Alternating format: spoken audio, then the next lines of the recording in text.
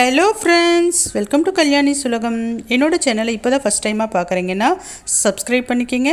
மறக்காமல் பெல் பட்டனை ப்ரெஸ் பண்ணி அதில் ஆல் ஆப்ஷனை கிளிக் பண்ணிக்கோங்க. லைக் பண்ணுங்கள், கமெண்ட் பண்ணுங்கள், ஷேர் பண்ணுங்கள்.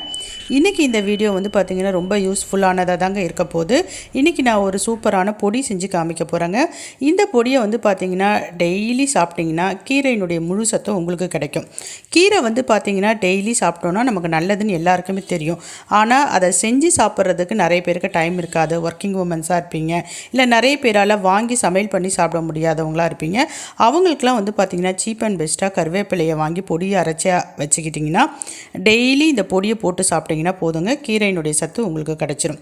சரி வாங்க இந்த பொடியை எப்படி அரைக்கலான்னு பார்க்கலாம். முதல்ல ஸ்டவ் ஆன் பண்ணிக்கலாம், பேன் வச்சுக்கலாங்க. ஃபஸ்ட்டு பார்த்திங்கன்னா நான் கடலைப்பருப்பை எடுத்திருக்கேன். கடலைப்பருப்பை நல்லா பார்த்திங்கன்னா சிவக்க வறுத்து எடுத்துக்கலாங்க. இப்போ இது கூடவே மிளகாயும் போட்டு வறுக்கிறப்ப மிளகாய் தீயாமல் இருக்கும், அதனுடைய கலரும் மாறாமல் இருக்குங்க. இப்போ நான் கடலைப்பருப்பை அரைச்சி எடுத்துட்டேன். இது கூடவே பார்த்திங்கன்னா அதே அளவு உளுத்தம்பருப்பு எடுத்துக்கலாங்க.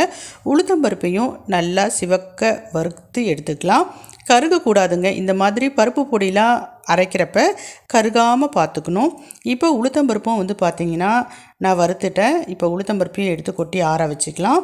இப்போ அடுத்ததாக என்ன நம்ம பார்த்திங்கன்னா வறுக்க போகிறோன்னா பெருங்காயத்தை பார்த்திங்கன்னா கட்டி பெருங்காயம் சேர்க்குறப்ப ரொம்ப வாசனையாக இருக்குங்க.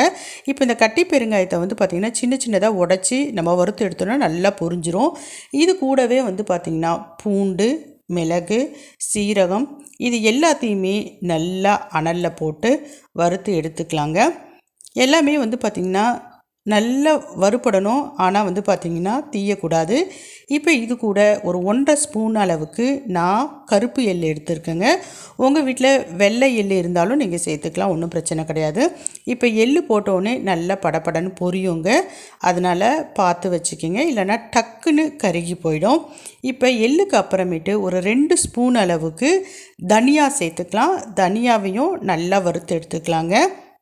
நான் ஏற்கனவே சொன்ன மாதிரி கவனத்தில் வச்சுக்கோங்க, தீஞ்சிடக்கூடாதுங்க. தீஞ்சிருச்சுன்னா டேஸ்ட்டு மாறி போயிடும். இப்போ ஒரு 1/2 கப்பு அளவுக்கு பொட்டுக்கடலை எடுத்துக்கலாம். பொட்டுக்கடலைக்கெலாம் பார்த்திங்கன்னா ரொம்ப நேரம் எடுக்காதுங்க, கொஞ்சமாக பார்த்திங்கன்னா வறுபட்டால் போதும்.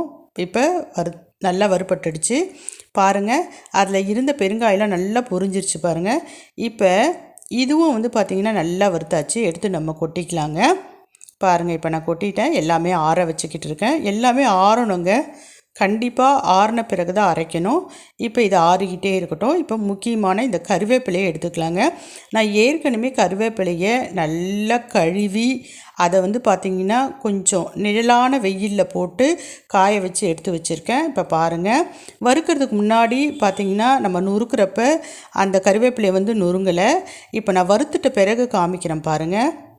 இப்போ நான் பார்த்திங்கன்னா வறுத்துட்டேன் பாருங்கள், சூப்பராக அப்படியே நொறுங்குது பாருங்கள். நல்லா அந்த சவுண்டு பார்த்திங்கன்னா பொறன்னு வரும். இப்போ எல்லாத்தையும் நம்ம வறுத்து ஆற வச்சாச்சு. இப்போ அரைச்சிக்கலாம். முதல்ல பார்த்திங்கன்னா நம்ம அந்த பெருங்காயம், பூண்டு, மிளகாய் இதெல்லாம் போட்டு ஒரு ஓட்டி எடுத்துக்கலாங்க. இப்போ நான் மிக்ஸி ஜாரில் மாற்றி ஒரு ஓட்டுறேன்.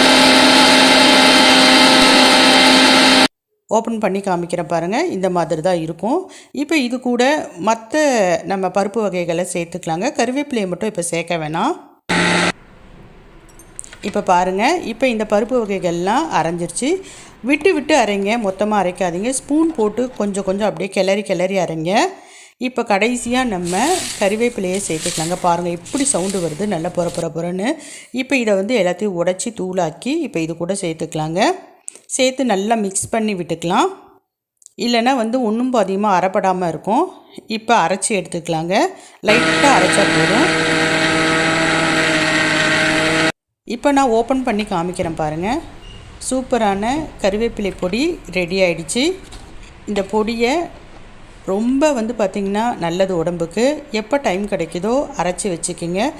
இந்த பொடி பார்த்திங்கன்னா கொஞ்சம் தெரியாக இருக்கணுங்க, ரொம்ப நைஸாக அரைச்சிடாதீங்க. இதை நம்ம சாப்பாட்டுக்கும் தொட்டு சாப்பிட்லாம்.